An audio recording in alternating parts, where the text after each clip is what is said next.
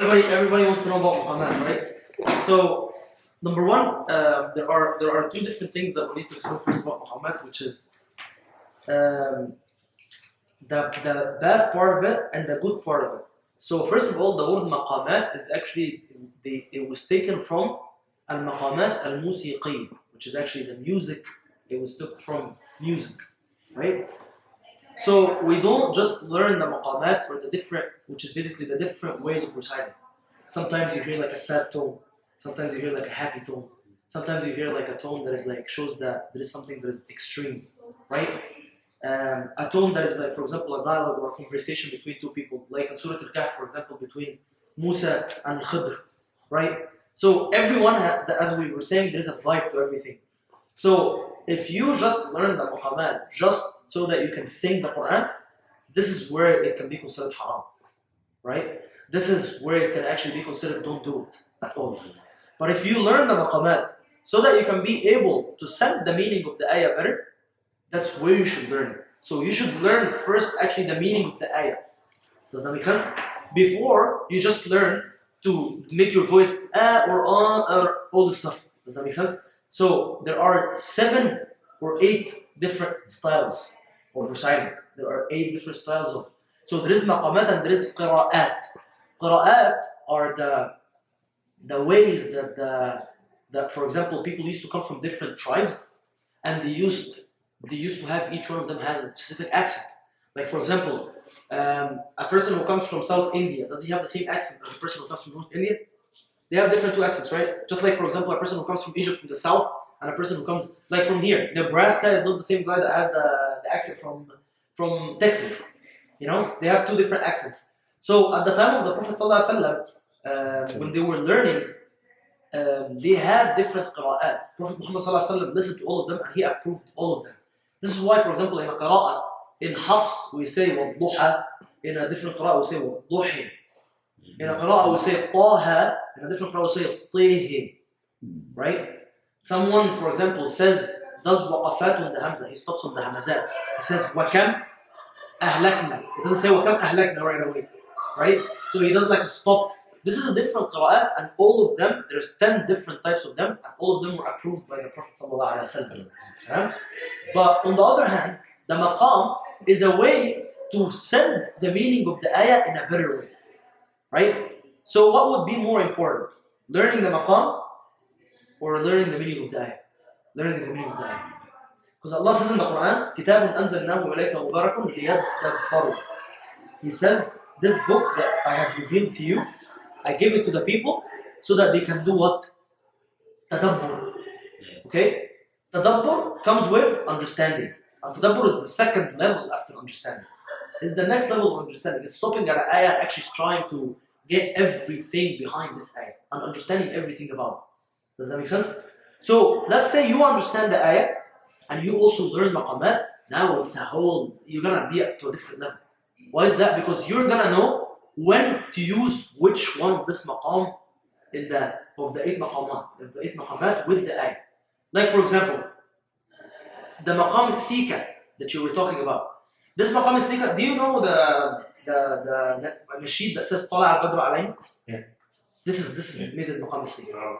So it says طَلَعَ الْبَدْرُ عَلَيْنَا مِنْ ثَنِيَّاتِ الْوَدَاعِ. This is called maqam al-sika, right? So with Surah Al-Fatiha, for example, every rak'ah is different.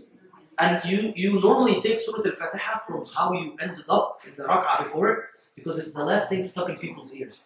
So one thing that I also like try to teach my students that who do like Imam alayhi salam.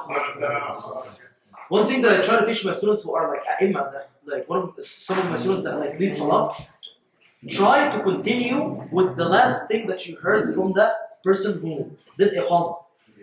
So the person who did iqamah is supposed to be the mu'adhin. It's supposed to be a person who had a good voice, right?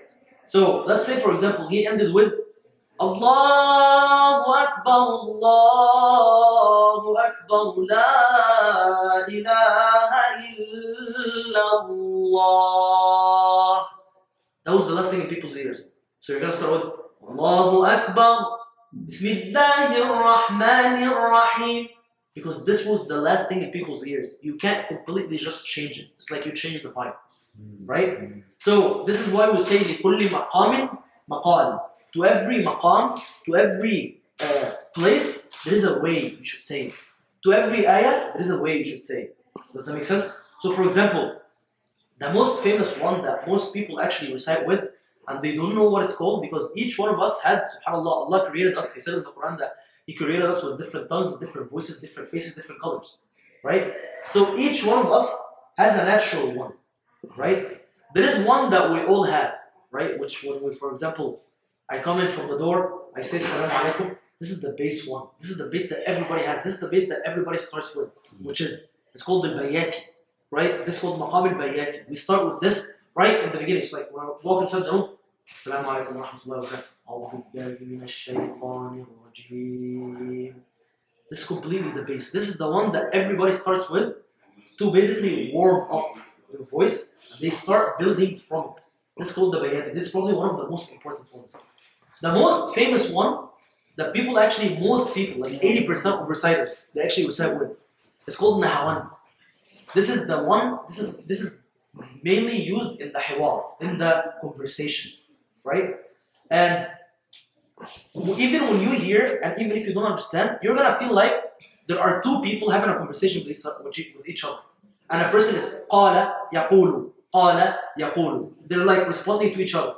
And it goes like, وَإِذْ قَالَ مُوسَى لِفَتَاهُ لَا أَبْرَحُ حَتَّى أَبْلُغَ مَجْمَعَ الْبَحْرَيْنِ أَوْ أَمْضِيَ حُقُبًا فَلَمَّا بَلَغَا مَجْمَعَ بَيْنِهِمَا نَسِيَا حُوتَهُمَا فَاتَّخَذَ سَبِيلَهُ فِي الْبَحْرِ سَرَبًا فَلَمَّا جَاوَزَا قَالَ لِفَتَاهُ آتِنَا غَدَاءَنَا لَقَدْ لَقِينَا مِنْ سَفَرِنَا هَذَا نَصَبًا.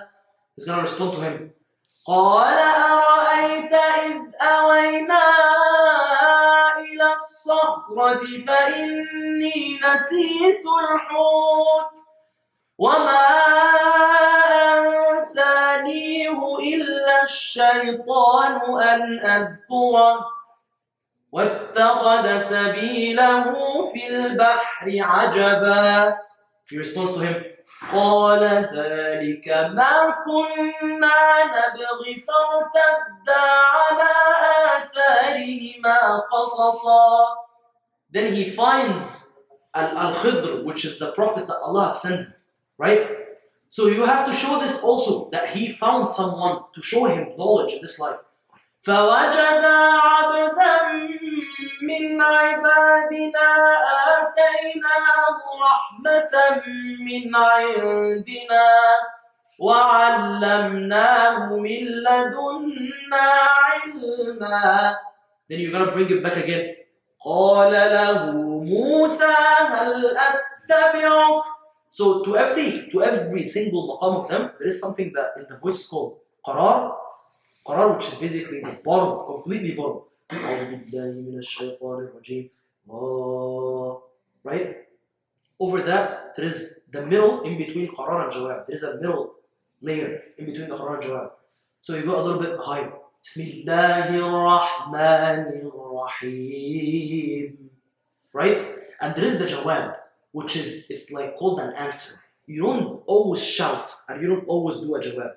It's only at a specific point, right? So in this story, for example, Prophet Musa had no patience. He had no patience with Al-Khidr.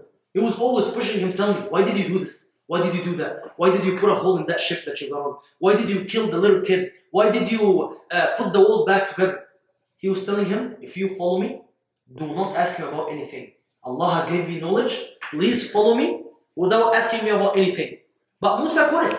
Musa couldn't see those things and just be quiet, right? So in some of the things that Khidr have told Musa, this is where you need to do a jawab. So the part when he told him, why did you do this to the little kid? He told him, قَالَ أَلَمْ أَقُلْ لَكَ إِنَّكَ لَن تَسْتَطِيعَ مَعِيَ صَبْرًا. Didn't I tell you in the beginning that you will never be patient with me?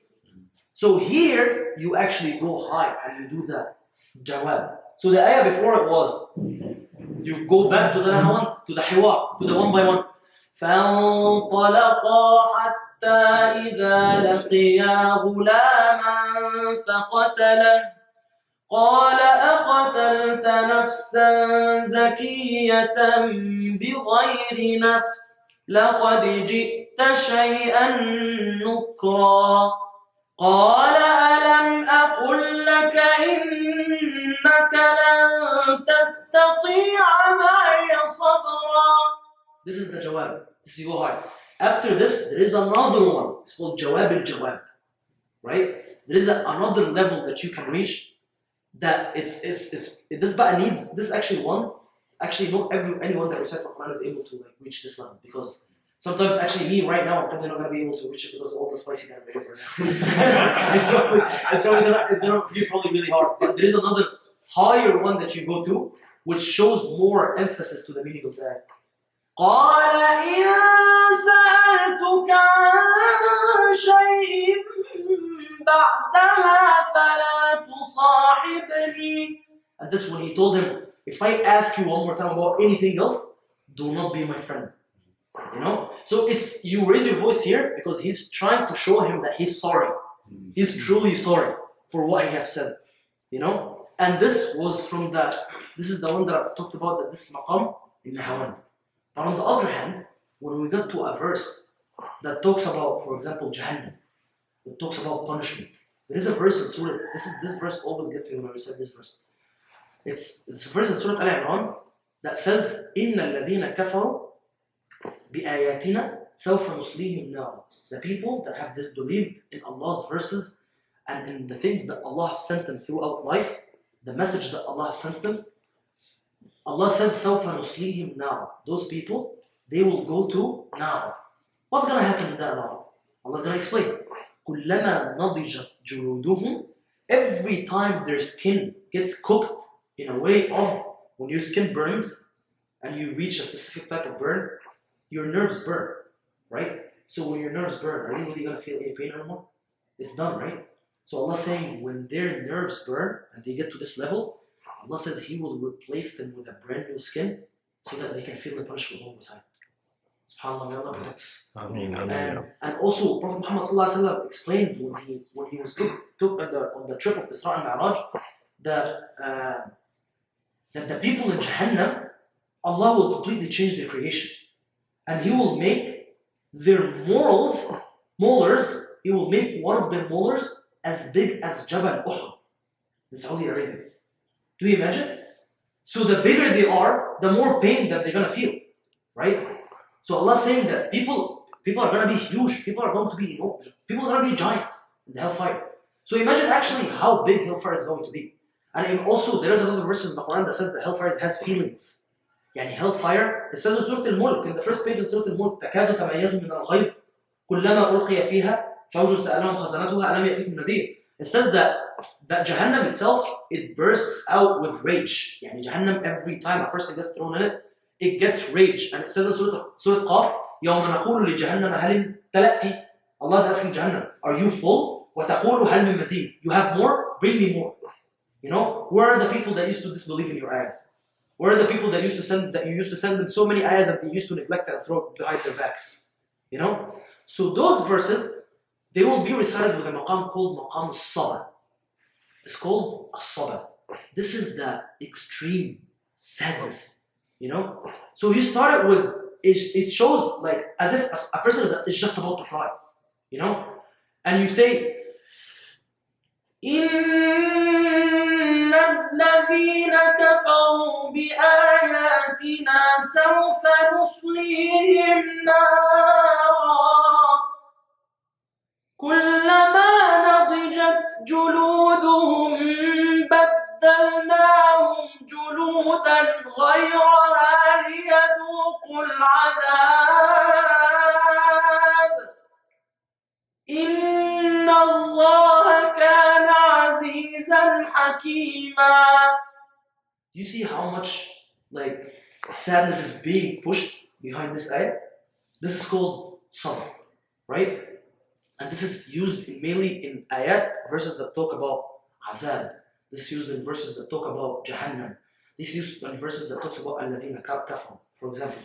But when you get to alladhina amanu, you want to show happiness, right? You want to show like that your heart is like opened up, right? Because you want to get to this place. I want to end up there. I want to even make the people hear that when I say the word Jannah, they know that Jannah is about happiness. Jannah is about joy. Jannah is about excitement, you know? So you completely turn from there. And you say, إِنَّ الَّذِينَ آمَنُوا وَعَمِلُوا الصَّالِحَاتِ كَانَتْ لَهُمْ جَنَّاتُ الْفِرْدَوْسِ نُزُلًا. You know, it shows how happy you are about this. خالدين فيها لا يبغون عنها حولا قل لو كان البحر مدادا لكلمات ربي لنفد البحر قبل أن تنفد كلمات ربي ولو جئنا بمثله مددا. This opens up a little bit, completely changes from how I was to a completely different vibe. This is why understanding the Quran will help students and will help people recite the Quran better. But just learning the Maqamat is good and everything. But learning without understanding, you will put a maqam in a correct spot. I mean, in an incorrect spot. Right? It's like, for example, can you go to a funeral and you see somebody dancing and singing and laughing? No. Can you go to a farah, like a wedding, and you see people sitting down and crying? No. Maybe it's happy tears. You know? Maybe it's happy tears, but it's just, they don't match with each other. Right? So, as we said at the beginning, that if each one of you recites right now, each one will have a natural one. You will have a natural one. It's just a natural one that Allah gave you. So this is the main actually thing about the Maqamat. You know? So, which one is my favorite? I like all of them, to be honest with you. But probably like, I'm really close to the Nahawand one. I'm really close to the one that is like, it's more like a hiwar, like a conversation.